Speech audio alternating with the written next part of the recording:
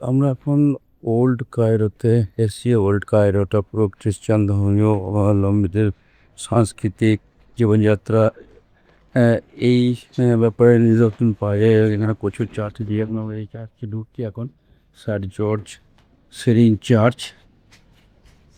Old Cairo রাস্তা কিন্তু প্রচণ্ড ঘিঞ্চি এবং খ্রিস্টান সংস্কৃতি শিল্পকলা নিদর্শন পাওয়া যায় এই ওল্ড কায়রোতে।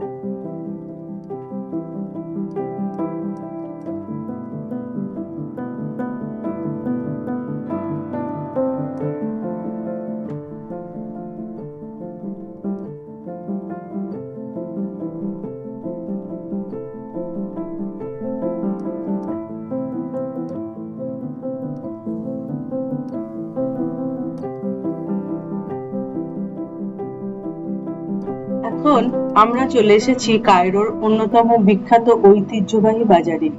চারপাশে ছোট ছোট দোকান, সরু গলি আর অসংখ্য মানুষের ভিড়। পুরো পরিবেশটা যেন জীবন্ত ইতিহাসের অংশ। এই ধরনের বাজারগুলো শুধু কেনাকাটার জায়গা নয়, বরং মিশরের সংস্কৃতি, ঐতিহ্য আর দৈনন্দিন জীবনের প্রতিচ্ছবি। দোকানের দুই পাশে সাজানো রয়েছে নানা রকমের স্মারক, হাতে তৈরি শিল্পকর্ম, ছবি, অলংকার এবং ঐতিহ্যবাহী জিনিসপত্র। এখানে হাঁটতে হাঁটতে মনে হয় যেন পুরনো কায়রোর গল্পের ভেতর দিয়ে চলেছি। পর্যটকদের জন্য এই জায়গাটা খুবই জনপ্রিয়, কারণ এখানে আপনি একসাথে দেখতে পাবেন ইতিহাস, সংস্কৃতি এবং স্থানীয় মানুষের জীবনধারা। চারদিকে মানুষের কোলাহল, দোকানদারদের ডাক আর পুরনো স্থাপত্য পুরো পরিবেশটাকে করে তুলেছে একেবারে সিনেমার দৃশ্যের মতো। কায়রোর এই ঐতিহ্যবাহী বাজারে এলে সত্যিই বোঝা যায় মিশর শুধু পিরামিডের দেশ নয়, এটি হাজার বছরের জীবন্ত সংস্কৃতির। এখন আমরা প্রবেশ করতে চলেছি সেন্ট সার্জিয়াস চার্চ, যাকে অনেকেই আবু সেরগা চার্চ নামেও চেনে। মিশরের কায়রো শহরের কপ্টিক কায়রো অঞ্চলে অবস্থিত অন্যতম প্রাচীন ও গুরুত্বপূর্ণ খ্রিস্টান চার্চ। ধারণা করা হয় এই চার্চটি চতুর্থ বা পঞ্চম শতাব্দীতে নির্মিত হয়েছিল। চার্চটির নামকরণ করা হয়েছে দুইজন রোমান সৈনিক ও খ্রিস্টান শহীদ, সেন্ট সার্জিয়াস এবং সেন্ট ব্যাকাসের নামে। এই চার্চের সবচেয়ে গুরুত্বপূর্ণ বিষয় হলো খ্রিস্টানদের বিশ্বাস অনুযায়ী যীশু খ্রিস্টের শৈশবে পবিত্র পরিবার যখন মিশরে আশ্রয় নিয়েছিল, তখন তারা এই স্থানে কিছুদিন অবস্থান করেছিলেন। চার্চের নিচে একটা ছোট গুহার মতো কক্ষ রয়েছে, যেটিকে সেই আশ্রয়স্থল বলে মনে করা হয়। এই কারণেই সারা পৃথিবী থেকে বহু খ্রিস্টান তীর্থযাত্রী এখানে আসেন। চার্চটির স্থাপত্য কপ্টিক ইতিহাসের অসাধারণ উদাহরণ। ভেতরে রয়েছে পুরনো কাঠের খোদাই, সুন্দর আইকন, প্রাচীন ধর্মীয় চিত্রকর্ম এবং ঐতিহাসিক স্তম্ভ। বিশেষ করে চার্চের শান্ত পরিবেশ এবং মোমবাতির আলো পুরো জায়গাটিকে গভীর আধ্যাত্মিক অনুভূতিতে ভরে তোলে। মধ্যযুগে এই চার্চ কপ্টিক খ্রিস্টানদের একটি গুরুত্বপূর্ণ ধর্মীয় কেন্দ্র ছিল। অনেক গুরুত্বপূর্ণ ধর্মীয় অনুষ্ঠান এবং নেতাদের নির্বাচনও এখানে অনুষ্ঠিত হতো। বর্তমানে সেন্ট সার্জিয়াস চার্চ কপটিক কায়রোর অন্যতম জনপ্রিয় ঐতিহাসিক ও ধর্মীয় পর্যটন কেন্দ্র। এটি শুধু একটি চার্চ নয়, বরং মিশরের প্রাচীন খ্রিস্টান ইতিহাস এক জীবন্ত স্মৃতি। স্বাগতম বন্ধুরা, আজ আমরা চলে এসেছি মিশরের এক অসাধারণ স্থাপত্যের সামনে। দেখতেই পাচ্ছেন বিশাল এই গম্বুজ, প্রাচীন ধাঁচের স্থাপত্য আর চারদিকে রাজকীয় পরিবেশ। এটি হলো মিশরের বিখ্যাত cathedral of the nativity of Christ, মধ্যপ্রাচ্যের অন্যতম বৃহৎ চার্চ। এই চার্চ শুধু একটি ধর্মীয় স্থান নয়, এটি আধুনিক মিশরের ঐক্য, ইতিহাস এবং স্থাপত্য সৌন্দর্যের প্রতীক। মিশরের নতুন প্রশাসনিক রাজধানীতে অবস্থিত এই বিশাল ক্যাথিড্রালটি উদ্বোধন করা হয় 2019 সালে। মিশরের president Abdel Fattah al CC এবং কপটিক পোপ তাওদ্রোস দ্বিতীয় একসাথে এই চার্চ উদ্বোধন করেন। এই ঘটনাটি মিশরের ইতিহাসে বিশেষ গুরুত্বপূর্ণ ছিল, কারণ এটি দেশটির মুসলিম ও খ্রিস্টান সম্প্রদায়ের ঐক্যের প্রতীক হিসাবে দেখা হয়। চার্চটির দিকে তাকালেই প্রথমে চোখে পড়ে এর বিশাল গম্বুজ। পুরো স্থাপনাটি তৈরি করা হয়েছে কপটিক ও আধুনিক স্থাপত্যের মিশ্রণে। বাইরের দেওয়ালে রয়েছে সুন্দর খোদাই, উঁচু টাওয়ার এবং বিশাল প্রবেশপথ। সূর্যের আলো পড়লে পুরো ভবনটি সোনালী রঙে ঝলমল করতে থাকে। দূর থেকে দেখলে মনে হয় যেন কোনো ঐতিহাসিক প্রাসাদ দাঁড়িয়ে আছে মরুভূমির বুকে। ভেতরে প্রবেশ করলে দেখা যায় বিশাল প্রার্থনা কক্ষ, উঁচু ছাদ, বড় বড় ঝাড়বাতি, রঙিন কাচের জানালা এবং দেয়াল জুড়ে ধর্মীয় শিল্পকর্ম পুরো পরিবেশকে স্বর্গীয় অনুভূতি দেয়।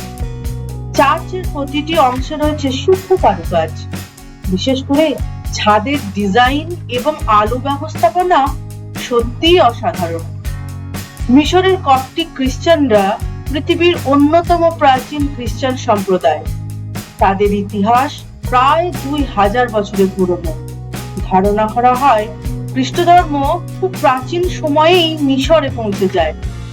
আজও কপটিক খ্রিস্টানরা তাদের প্রাচীন ভাষা, সঙ্গীত এবং ধর্মীয় ঐতিহ্য ধরে রেখেছেন।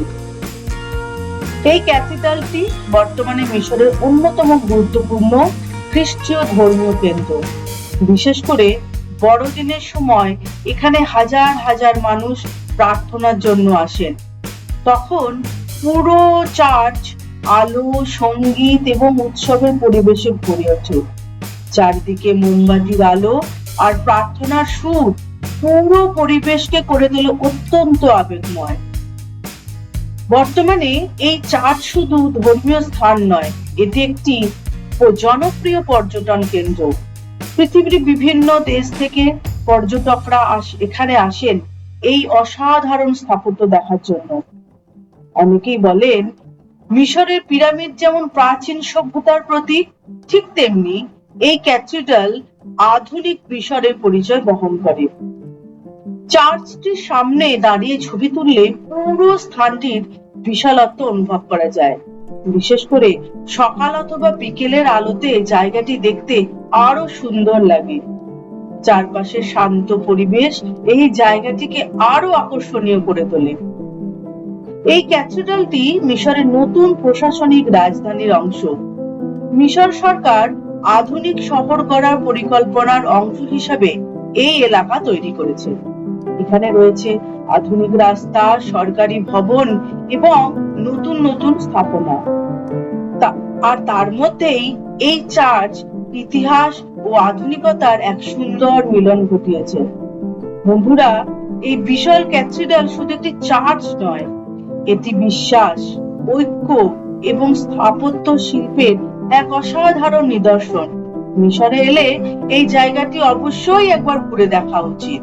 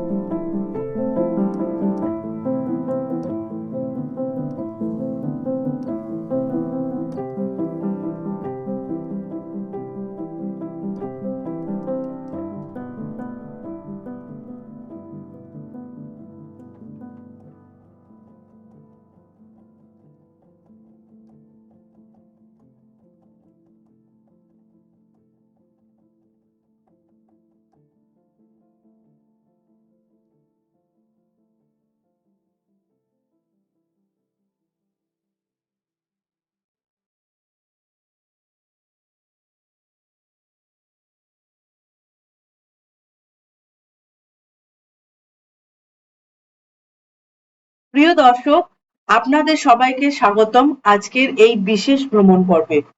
আমরা এখন দাঁড়িয়ে আছি মিশরের এক ঐতিহাসিক ও শান্ত পরিবেশে ঘেরা স্থানে। চারিদিকে খেজুর গাছ, প্রাচীন ধাঁচের স্থাপত্য আর নিরিবিলি পথ যেন ইতিহাসের এক জীবন্ত অধ্যায়কে চোখের সামনে তুলে ধরেছে। এই প্রবেশ পথটি দেখলেই বোঝা যায় জায়গাটির সঙ্গে জড়িয়ে আছে বহু শত বছরের ইতিহাস। গম্বুজ আকৃতির স্থাপনাগুলো মধ্যপ্রাচ্যের ঐতিহ্যবাহী ইসলামিক ও কপ্টিক স্থাপত্য শৈলীর এক অসাধারণ উদাহরণ। এখানে আসলে মনে হয় যেন সময় থেমে গেছে।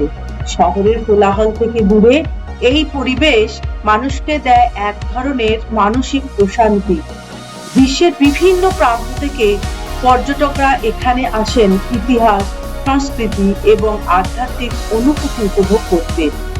এই পথ ধরে সামনে এগিয়ে গেলে দেখা যায় আরো পুরনো স্থাপনা।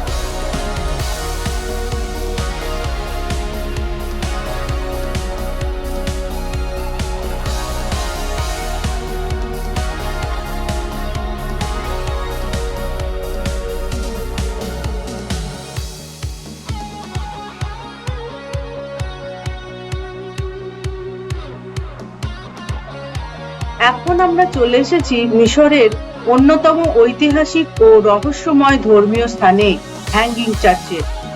পুরনো কায়রোর হৃদয়ে অবস্থিত এই চার্চ শুধু একটি উপাসনালয় নয়, এটি প্রায় 2000 বছরের ইতিহাস, বিশ্বাস এবং সংস্কৃতির জীবন্ত সাক্ষী। দেখতেই পাচ্ছেন বিশাল এই প্রাচীন স্থাপত্য, পাথরের দেওয়াল, সুন্দর খিলান আর শান্ত পরিবেশ পুরো জায়গাটিকে এক অন্যরকম অনুভূতি দেয়। এই চার্চটির আসল নাম Saint Virgin Mary's Coptic Orthodox church, তবে এটি হ্যাঙ্গিং চার্চ নামে বেশি পরিচিত, কারণ চার্চটি তৈরি করা হয়েছিল প্রাচীন রোমান ব্যাবিলন দুর্গের উপরে। মনে হয় যেন পুরো চার্চটি বাতাসে ঝুলে আছে, এই কারণেই এর নাম হয়েছে হ্যাঙ্গিং চার্চ। ধারণা করা হয় এই চার্চটির নির্মাণ শুরু হয় 3য় শতাব্দীতে এবং পরে বহুবার সংস্কার করা হয়। হ্যাঙ্গিং চার্চ কপ্টিক খ্রিস্টানদের অন্যতম গুরুত্বপূর্ণ ধর্মীয় কেন্দ্র। চার্চের ভেতরে প্রবেশ করলে চোখে পড়ে অসাধারণ কাঠের কারুকাজ, প্রাচীন আইকন এবং সুন্দর ধর্মীয় চিত্রকর্ম। বিশেষ করে ছাদের নকশা অনেকটা নৌকোর উল্টো অংশের মতো তৈরি করা হয়েছে, যা নূহ নবীর জাহাজের প্রতীক হিসেবে ধরা হয়। চারদিকে মোমবাতির আলো আর নীরব পরিবেশ পুরো জায়গাটিকে অত্যন্ত আধ্যাত্মিক করে তোলে।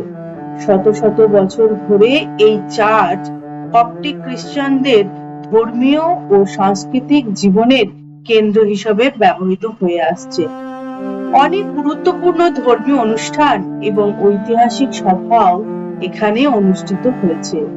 বর্তমান পৃথিবীর বিভিন্ন দেশ থেকে হাজার হাজার পর্যটক ও তীর্থযাত্রী এখানে আসেন, কারণ এই চার্চ শুধু ধর্মীয় দিক নয়, স্থাপত্য ও ইতিহাসের দিক থেকেও অত্যন্ত গুরুত্বপূর্ণ। পুরনো কায়রোর সরু রাস্তা পেরিয়ে যখন কেউ এই চার্চে পৌঁছায়, তখন মনে হয় যেন সময় কয়েক বছর পিছিয়ে গেছে। আজও হ্যাঙ্গিং চার্চ মিশরের প্রাচীন খ্রিস্টান ঐতিহ্যের এক উজ্জ্বল প্রতীক হয়ে দাঁড়িয়ে আছে। দেখুন, এটাকে কেন হ্যাঙ্গিং বলা হয়। এখন এই যে কাঁচের ভেতর দিয়ে নিচের স্তম্ভটা দেখতে পাচ্ছেন, সেই স্তম্ভটা হয়তো আপনারা ঠিক দেখলে বুঝতে পারবেন যে এটাকে, এই স্তম্ভটা ঠিক ঝুলন্ত অবস্থায় আছে বলে মনে হচ্ছে। এখানে যাওয়া, প্রবেশ করাটা নিষেধ, কিন্তু আমরা উপর থেকে দেখে বুঝতে পারছি যে এটা ঝুলন্ত অবস্থা, স্তম্ভটি নিচে মাটির সঙ্গে লেগে নেই এবং ঝুলন্ত অবস্থায় আছে। এবং এর যে কারুকার্য, দেওয়ালের যে কারুকার্য, অভূতপূর্ব কারুকার্য করা আছে এবং সমস্ত কারুকার্যটাই কিন্তু কাঠের কারুকার্য। তবেই শেষ হলো আমাদের মিশর ভ্রমণের অসাধারণ যাত্রা।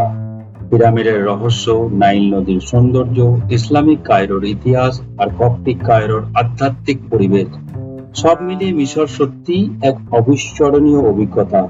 এই দেশ শুধু প্রাচীন সভ্যতার গল্প নয়, এটি ইতিহাস, সংস্কৃতি ও মানুষের আবেগের এক জীবন্ত জাদুঘর। হাজার বছরের পুরনো স্থাপত্যের মাঝে দাঁড়িয়ে বারবার মনে হয়েছে সময় চলে যায়, কিন্তু ইতিহাস কখনো হারিয়ে যায় না। মিশরের প্রতিটি রাস্তা, প্রতিটি দেওয়াল, প্রতিটি স্মৃতিস্তম্ভ যেন অতীতের গল্প বলে যায় নীরবে। Good morning, good morning from Cairo international airport. আমরা আজ কায়রোতে শেষ দিন, অর্থাৎ ইজিপ্ট ট্যুর শেষ হয়ে গেল আমাদের।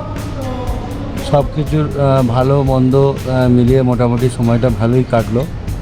তবে অনেকেরই কোন দিন কোন ডেট বেড়াতে সেটা মনে থাকে না। তবে আজকের কায়রো এয়ারপোর্টের এক্সপিরিয়েন্সটার কথা বলি। এখানে খুবই স্মুথলি ইমিগ্রেশন হয়ে গেছে এবং খুব স্মুথলি আমাদের যে ডিপার্চার স্ট্যাম্প দিয়ে দিয়েছে এখানে কায়রো ইন্টারন্যাশনাল এয়ারপোর্টে। হ্যাঁ, তো আমাদের যেহেতু 7 days রেজিস্ট্রেশনের স্ট্যাম্পটা দেয়নি যখন আমরা অ্যারাইভ হয়েছিলাম, তখন আমরা শুধু অ্যারাইভের স্ট্যাম্পটা দিয়েছিল, সেই জন্য আমাদের 7 days রেজিস্ট্রেশন করতে হয়নি। এবং আমরা যখন ডিপার্চার করি, মানে এখন একটা এয়ারলাইন থেকে ফর্ম দিয়েছিল, সেই ফর্মটা ভরে দেওয়া হয়েছিল, যেটা অ্যারাইভেলের সময়তেও দিয়েছিল, সেই অ্যারাইভেল আর এটা ডিপার্চারের সময়তে দিয়েছে। ফর্মটা ভরে দিলাম, সঙ্গে সঙ্গে আমাদের ডিপার্চারের স্ট্যাম্প দিয়ে দিল। এই হচ্ছে। আর ধীরে ধীরে কায়রোতে ঠান্ডা শুরু হয়ে যাচ্ছে, তাই এরপরে যারা আসবেন তারা একটু ঠান্ডার প্রস্তুতি নিয়েই আসবেন, কারণ এবার একটু ঠান্ডা পড়ছে এবং এয়ারপোর্টে তো বড়ই সেটা জানেন। যাই হোক, আমাদের ট্যুর এখনকার মতো শেষ। এবং যেহেতু ইমিগ্রেশনের ওখানে ক্যামেরা চালাতে দেয় না, তাই গেট থেকে এতদূর পর্যন্ত আমরা ক্যামেরা চালাইনি এবং এখানে এসে আপনাদের সঙ্গে শেয়ার করলাম। এখান থেকে আমরা যাব গল্ফ এয়ারে করে বাহারেন। বাহারেন আমাদের লে ওভার আছে 5.5 ঘন্টা এবং দিল্লি পৌঁছাবো আমরা প্রায় রাত 8:50 শিডিউল টাইম। Schedule time 8:50।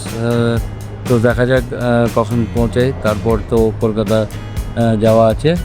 তো এই পর্যন্ত হচ্ছে আপডেট এবং আমাদের ট্যুরের সমাপ্তি এখানেই।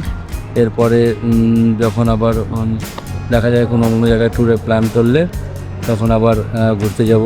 বাঙালির পায়ে সর্ষে লাগানো আছে বলে, বাঙালির পা সর্ষের নিচেতে থাকে, ফসকে যায়। তো দেখা যাবে আবার। বাই। এই মুহূর্তে আমরা বাহারিন ইন্টারন্যাশনাল এয়ারপোর্টে বসে আছি।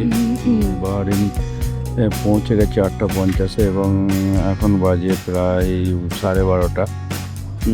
এখানে আমাদের 5.5 ঘন্টা লে ওভার আছে এবং এখান থেকে আবার গল্ফ এয়ার ধরে আমরা দিল্লি যাব। তো একটু বেশি টাইমে হয়ে গেছে, লে ওভার 5.5 ঘন্টায় অনেকটাই টাইম।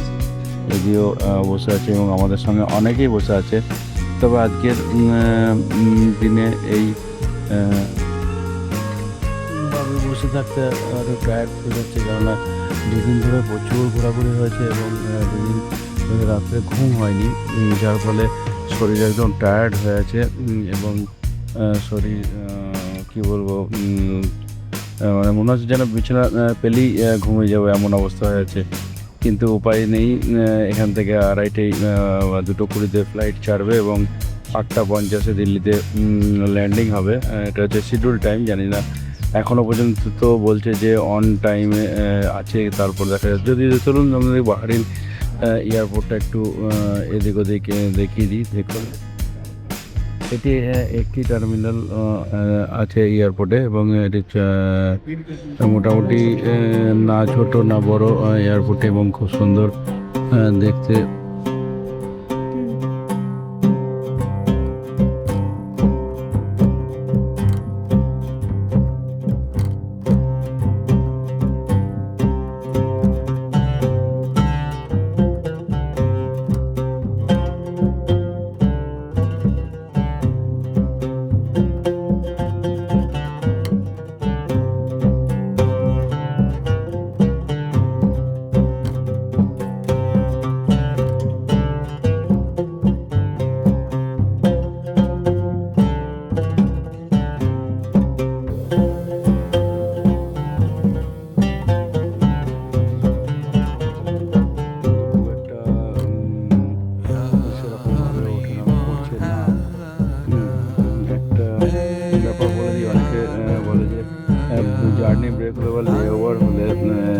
আমাদের যেমন এখানে 5.5 ঘন্টা লে ওভার আছে, তো 5.5 ঘন্টা লে ওভার কিন্তু সেম পিএনআর টিকিটে আমাদেরকে কিন্তু কোনো রকম ট্রানজিট ভিসা দরকার পড়েনি, এবং ট্রানজিট ভিসা আমরা নিইনি, এবং এখানে কোনো অসুবিধা হয়নি বা দরকারও পড়েনি।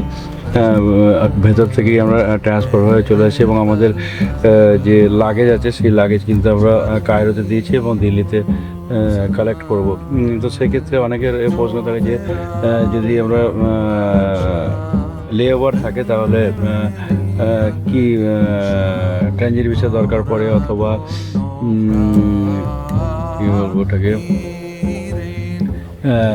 সেলফ ট্রান্সফার আছে কি না। তো এটা আপনারা রিজার্ভেশন করার সময় দেখে নেবেন যে সেলফ ট্রান্সফার হচ্ছে কি না। এই দেখুন আমার মেয়ে দেখুন 5 ঘন্টা ওয়েট করছে, যে ওয়েট করতে করতে ক্লান্ত।